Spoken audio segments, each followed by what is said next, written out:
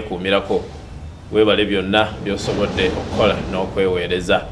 Musajja wa Kabaka birimu y'amatovu munnakalungu munnabuddu nzikalidde ate kakati nzikalidde mbyabulamu nzikalidde mbyabulamu ne bannaffe abagombe medical services abasangibwa wano ku Balintuma Road. Kale okulagirirako bw'ova wano Emmengo kwata oluguudo ono lugende Nankulabye oluyisa Ndejje University ku mukono gw'okkono GMS ojja kuba obalaba bulungi. So ne bw'oba ovudde eri Nankulabye ngala kugwa Mmengo oluyise wakayiwa ku Buhampusawo GMS ojja kuba obalaba bulungi nnyo. Be bansobozesezza okukkalira wano okutandika okusomesa, okutandika okubajjukiza n'okuleetanga abakugu buli kiseera okubuulira bwolina okuba omulabu mu ngeri ez'enjawulo, mu bitusomooza eby'enjawulo, mu ndwadde ez'enjawulo. Kakati olunaku olwaleero ate lwa njawulo. GMS empeereza omusawo. Omusawo gw'empeereza mwami ono nno mukugu mu by'ensusu gwe bayita dermatologist. Gwendi naye wano ye Dr. Mundu Abdul Latif.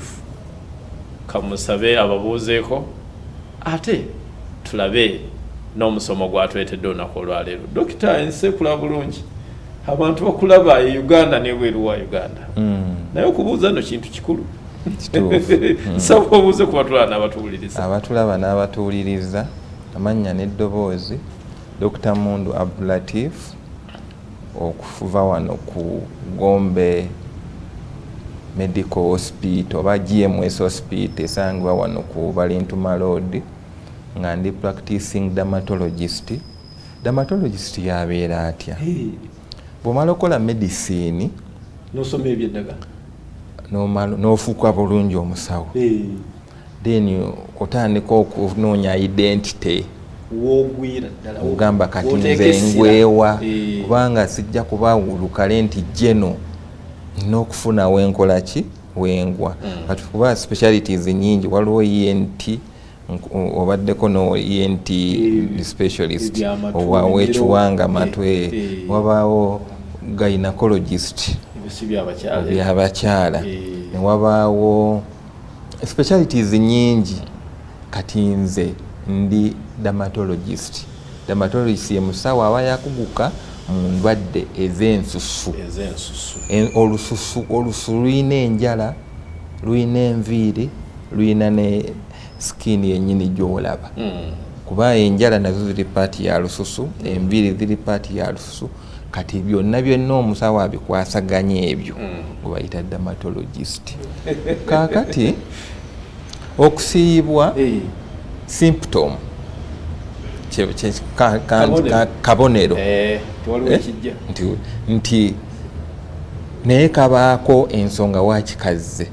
Kuba okusiibwa osobola okusiibwa okweddagala nga eddagala walimize ne likusiiwa. Osobola okusiibwa nga wafunye obulwadde type ya allergy y'olususu gye bayita eczema aleeta okusiiwa. Osobola okusiibwa nga underlying condition ya diabetes mellitus, tugambe wewagala tandika funa sukaali n'ofuna okusiibwa okifuna. Osobola okusiibwa oluusi ebintu bye watadde ku mubiri gwo oba sabbuuni oba ebizigo ne bikuleetera okusiibwa.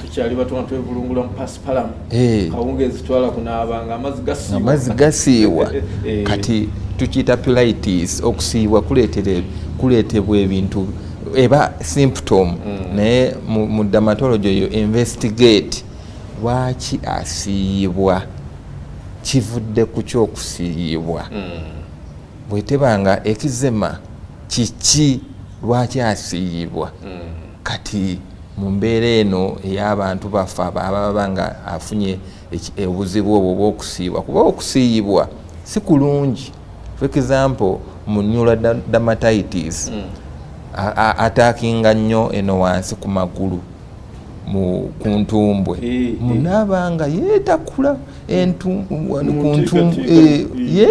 yeetakula naye ng'oluusi okusiiba okwo kuvudde ku tukiyita lichen simplex chronicus mu luzungu mu dermatology lichen simplex chronicus mu dermatology mu Luganda okuvunula okwo kukyannemyo okugira naye nga eczema oyo ava nnyo ku neurons kwegamba ofuna stress asobola okuleetera dermatitis nobanga okweraliikirira nobanga buli lwofuna stress weetakula nobanga buli lwofuna stress weetakula gwe nga tomanyi ki naye mu kwetakula okwo ate osobola okyankalanya nnyo leeya y'olususu neesooka kati mu kuvaawo ate olususu engeri olukyankalanyiza olutakudde ofunyeko sowers bwe mabwagamu obutonotono kati ate mu sowers obwo ne bujja ofunako infection.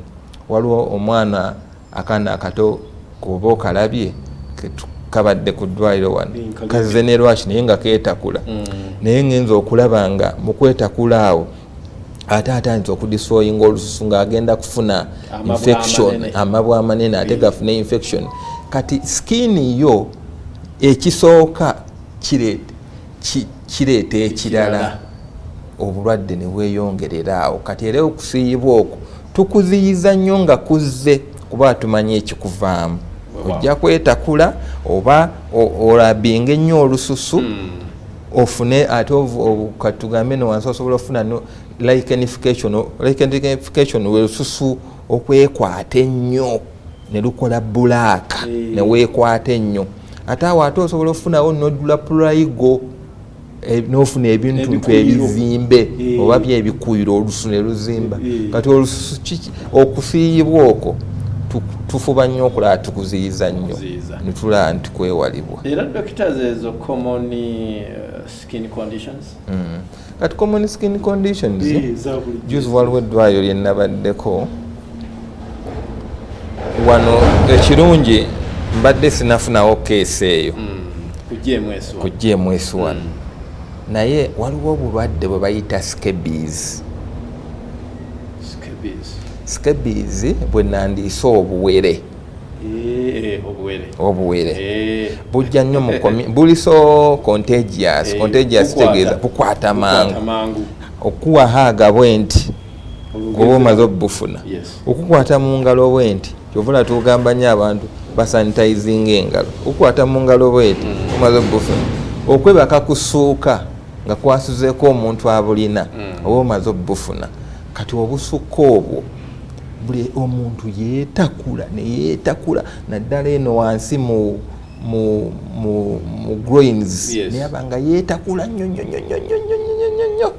naye katufuba nnyo kuba it is a parasitic infection tufuba nnyo controllinga okulaba nti termites ezo so si termites wabula parasites ezo ziri freezed out ku lususu netukontrolinga itching eyo netumujjanjaba kubanga mu kwetakula okwe era oluusi afunirayo sores ne eruptions inflammation eyo tufuba nnyo gikontrolinga kati okwetakula okwo tokutwalanga ng'ekyokusaaga kubanga naye yafunye obulwadde bwa scabies obwo obuwere yeetakula n'afuna obubampusi obumukubye ku ngalo n'eno wansi n'ogamba ye kiki naye okwetakula okwo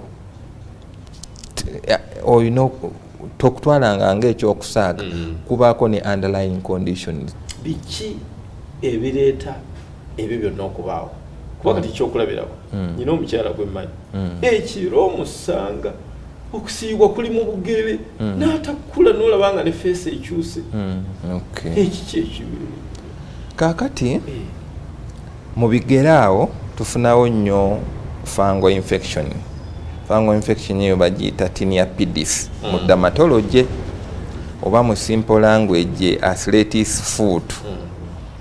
Fungal infection eyo ereeta nnyo emu ku symptoms ereeta whitish coating kanolaba ekintu ekiringa ekyeru wakati awo olususu ne lwerukirira wakati w'olususu awo omuntu yanayambadde ebigere nga byefumba ne byefumba oluusi okwefumba ne kubeera nnyo eno wansi ku ntobo ye bayita entobo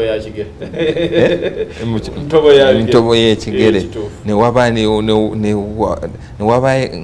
era newafuna nnyo neweeruukirira tinniapidis oyo is a fungal infection asiiwa omuntu omusanga nga yeetakula wakati w'ebigere awo oluusi n'abirinnya nako bw'ati ng'emirembe gimuweddeko kati eyo fungal infection eyataakinga nnyo interdigital feet okiraba naye yo erilated nnyo ku fango ereeta okusiibwa okwo era omuntu bw'abazze gye tumujjanjaba lwakuba nayo oluusi eyindiketinga bacterial infection mu mubiri era ebiseera ebisinga tukola investigation ne tumujjako oluusi omusulo ne tukolako ne CBC results ne tu identifyinga kiki buzibu ki era ebiseera ebisinga ojja agenda okulaba oba okoze urinalysis ng'omugyeko omusulo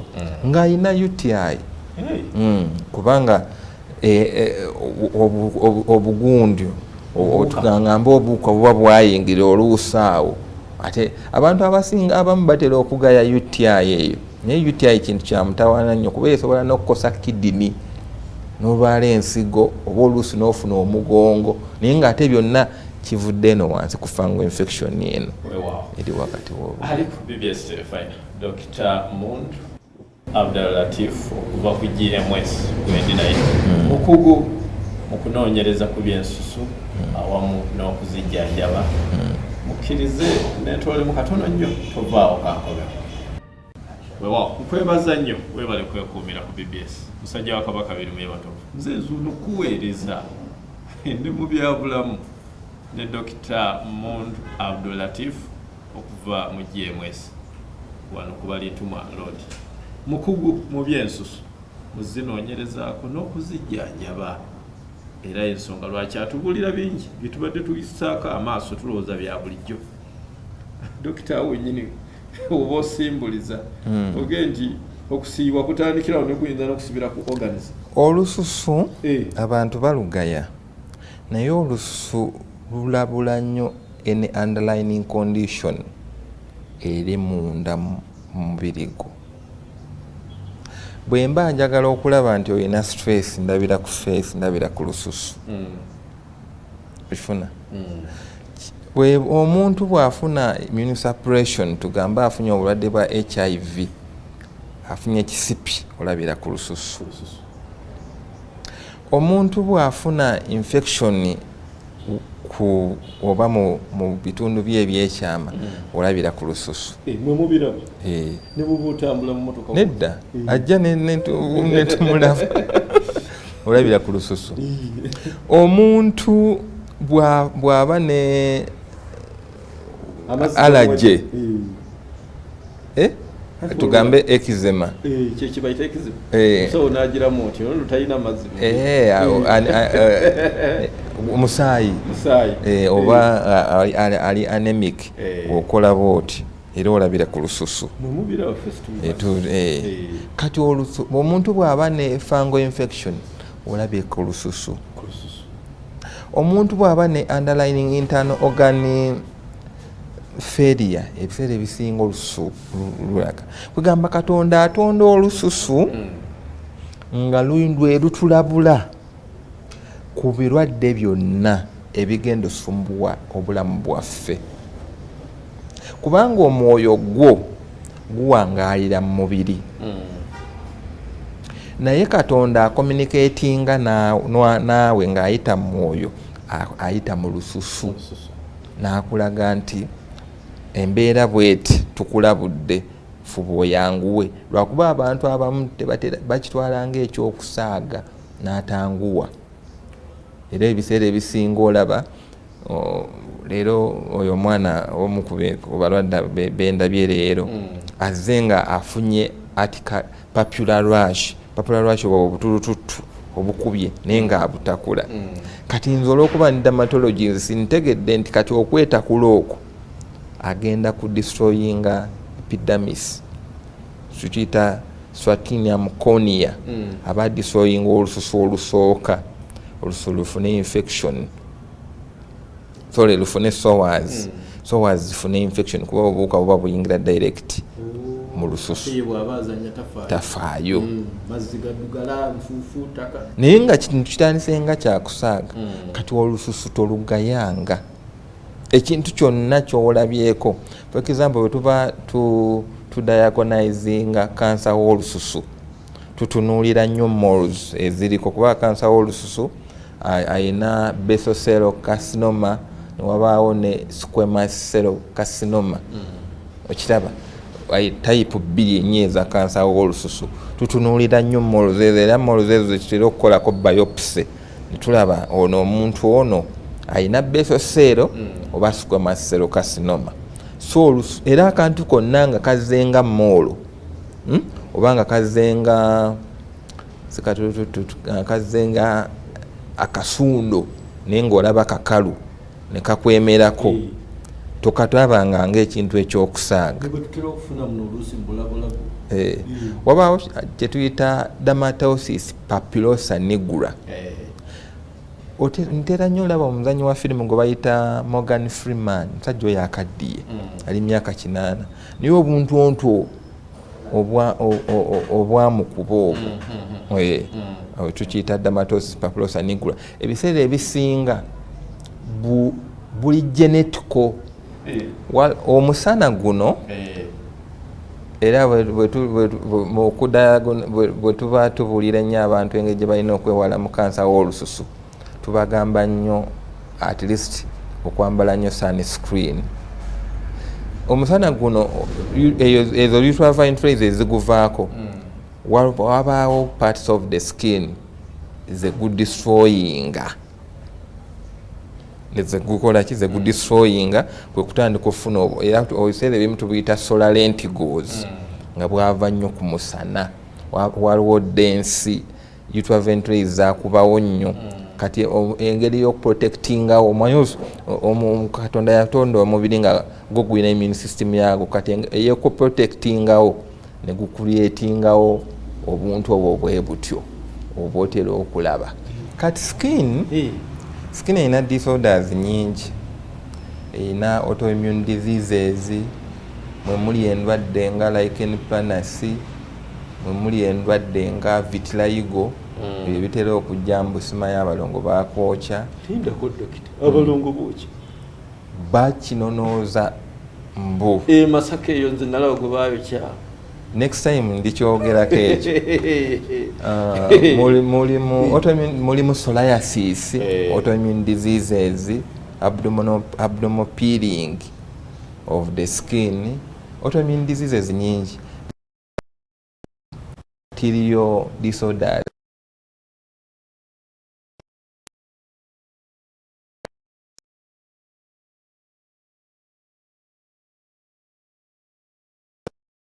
Ero tukiyita cellulitis.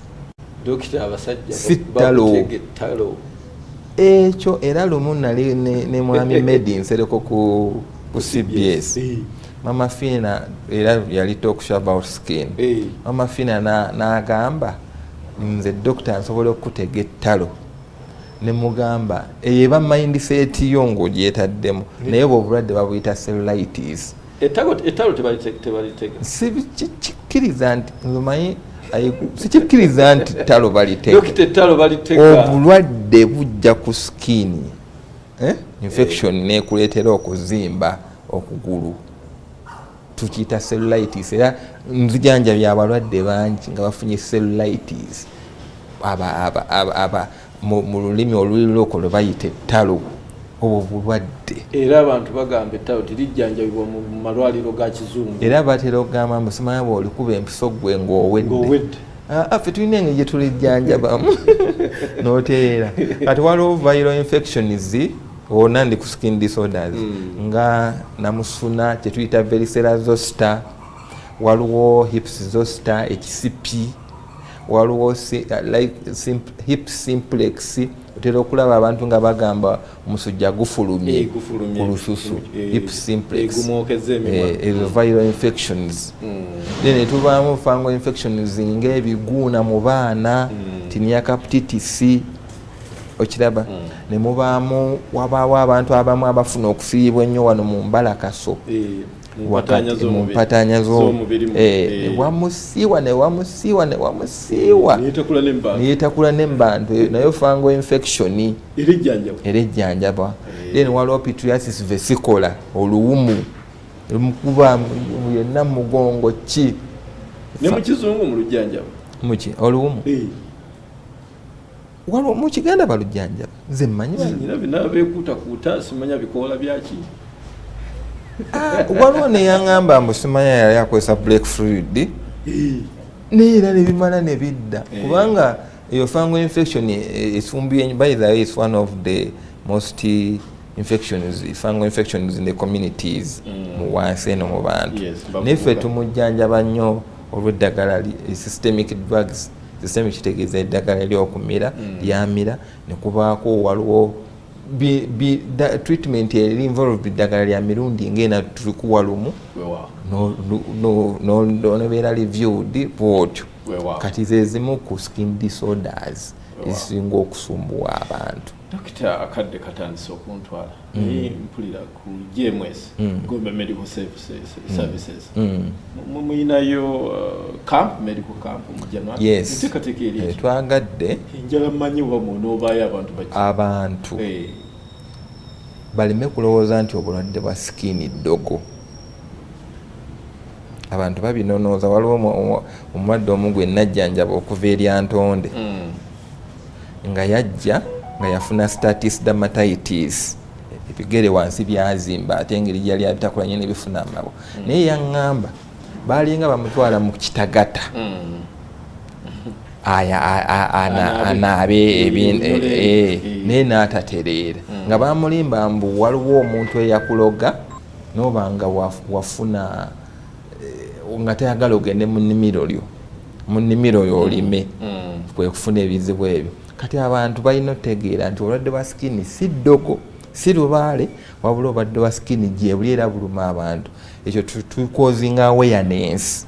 Kati nga dermatologist ne bannanga abalala bwe tugenda okuba nabo tusazeewo abantu twongere okukozinga awareness gye bali then n'okubajjanjaba. Kampu eyo yadde egenda baawo mu January wakati wa 18 n'abiri mu Mulumu egenda kubeera mu GMS hospital.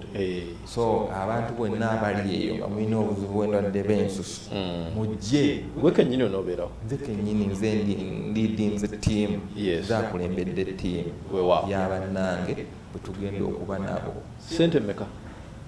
Bakama bange simanyi bwe bakikoze naye ffe tuliwo okuwawa services.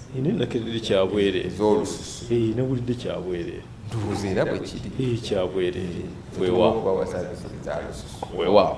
Alina akatale ke kujja kutandikirawo. Mbakubiriza mujje ne namusa ku mukadde wange mama wange Nambajje Fatuma kulamusiza nnyo okwagala mu famire yange yonna gye muli nentumira nyongera kusabira Mukama ayongere okukulamuza ekisa tata wange omugenzi Nanganga Umaru Ssaabasajja Kabaka wangaale. Weewaawo aliko Bibia Stefan nkwebazizza nnyo. Gombe Medical Services eteekateeka olusiisira lw'ebyobulamu mu January wakati we 18 okutuuka nga 21. N'olwekyo omukugu ono Dokita Mondu Abdul Latif ajja kubeera okulembera ttiimu ey'abakugu b'ensusu. N'olwekyo bane mweteeketeeke enteekateeka eno nze nategedde yabwerere. Tuleete ensusu zaffe bannange, tuleete ensusu endabika biki ekitiibwa kyo. Kambeerekereze musajja wa Kabaka Birime Matovu kwagaliza akaseera akalungi. Ssaabasajja Kabaka awangaale.